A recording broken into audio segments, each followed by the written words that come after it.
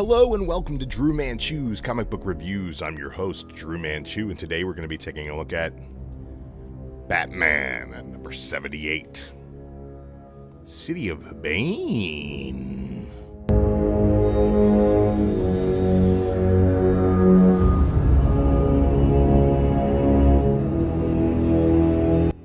The Batman is broken. With the help of Psycho Pirate, Bane controls all of Gotham and has every member of Batman's rogues gallery in lockstep. With Thomas Wayne filling in for Bats and Gotham Girl at his side, Bane even has his own dynamic duo at his beck and call. He has murdered Alfred and taken Batman's own son, Damian Wayne, hostage. The heroes have been barred from Gotham, and our only hope is for Batman to rise up, saving his son, his city, and himself from Bane and his cabal of villains. So logically, this issue is a romantic beach vacation. What the f***? Seriously? Alright, let's do this. Batman 78 starts with a flashback to Batman and Catwoman on a boat. It's a far from subtle call to their ongoing argument as to whether they met on a boat or on the street, because Tom King thinks that it's cute to constantly point out broken DC continuity. In the present, Bruce and Selina are kayaking, awkwardly half talking to each other in a way that no human beings actually converse. Bruce is dressed in his best Matches Malone cosplay because he's in hiding. Somehow he needs to keep a low profile at an all-inclusive tropical resort when he was sauntering around the streets of Paris last issue without any disguise. Tom loves pointing out DC's broken continuity while not respecting the continuity of the story that he himself is currently writing. Apparently the Bat-Cat combo is waiting for something to show up that they can use to defeat Bane.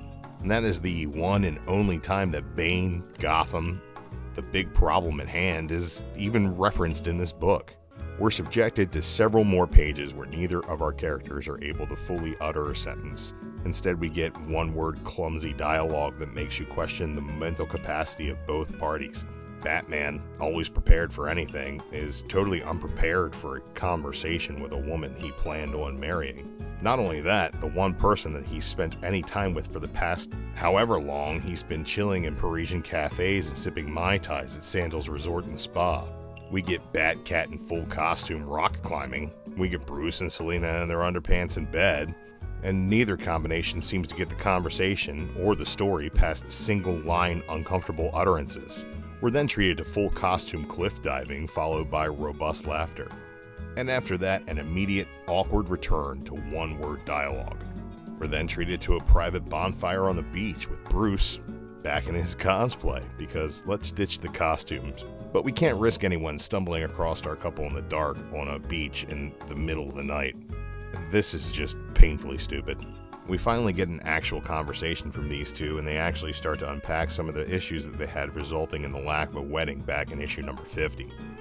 But either Catwoman isn't being completely honest here, or Tom King forgot the whole deal about Holly Robinson telling Cat to break it off while she was working for Bane. It's a pretty convenient omission. They share their lamentation on the loss of one another, and we move on to another full costume training session on the beach.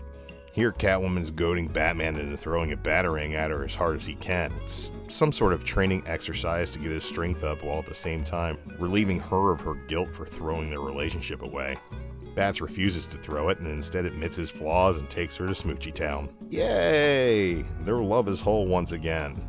And even though we wasted an entire issue and they've gained no new weapons or intel, we're all ready to go get Bane. First things first, the Clayman pencils in this thing are all top-notch. Beautiful line work, and the character designs are all rippling with musculature and dripping with sex appeal. Bravo, Clayman. But this book fails on all levels beyond that. Terrible dialogue, no driving narrative, divorced from the current arc, hard to track, and devoid of action or real character development. The dialogue is painful, and not in the awkward way it's intended to be. The short, stilted word choices were just plain awful. Tom King at his worst. Tom has a way of trying to create a theme in a story by repeating the same thing over and over and over again. And cat, bat, I'm fine. No, cat, bat. It's just the bottom of the barrel. The story jumps around and it's hard to track when these events are even taking place. The alternating day and night patterns show days passing, but how many and how long were they in Paris? And when will he decide it's appropriate to address the villain who murdered his father figure, turned his alternate universe father against him, stole his city, and has his son as a hostage? When, Lord, when? After the high they were on with 77, with speculation interest, story interest, sellouts, and reprints, you'd think the follow-up would be an easy layup. The King goes for the dunk and is rejected by the rim instead. His Batman is over-emotional and inconsistent. Dick gets shot in the head and lives, and Batman beats KG Beast half to death and leaves him with no help in Siberia. He leaves him to die, bending his code to its limit. But his own son is Bane's hostage, and Alfred is dead, and he spends a week in Paris sipping espresso and picking out the perfect fake mustache for his all-inclusive island getaway, with included cosplay excursion package. He has to reconcile his relationship before he can be a hero.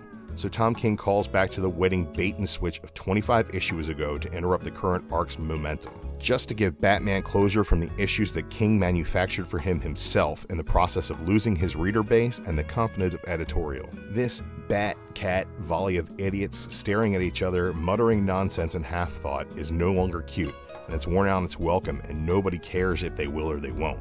This isn't Ross and Rachel, it's Batman and Catwoman. At this point, it's just stalling by a writer who's having his run cut short by public outcry and still can't seem to get the story in gear. In the end, nothing is ventured and nothing is gained in this issue. Nothing shows up on the beach. No new info is exchanged by our two characters. And even though they're making out at the end, they address zero of the issues that they're both riddled with. Tom King continues to write inconsistently even within his own arcs, with OP characters, smart people acting dumb, and pragmatic characters being ruled by emotion. He can't maintain the momentum of the last issue, and even with all the beautiful Clayman art, this book is the that should not be. 0 out of 5. I hope you enjoyed that video. If you did, make sure you hit that like button, give us a subscribe, and hit that notification bell. That way you know anytime the Comic Core is going live. Alternatively, if you'd like to support us monetarily, you can buy some of our Comic Core t-shirts. They're available on our TeePublic store. Click the link in the description below, or just go to the TeePublic website, type in Comic Core, and then shop till you drop. Do you have a hot date coming up? Maybe a job interview? We're putting up new designs all the time. You can check out this Drew Manchu Bebe t-shirt. Impress your friends, your neighbors, and potential employers with your style. They're available in a plethora of different colors. Check the link in the description below.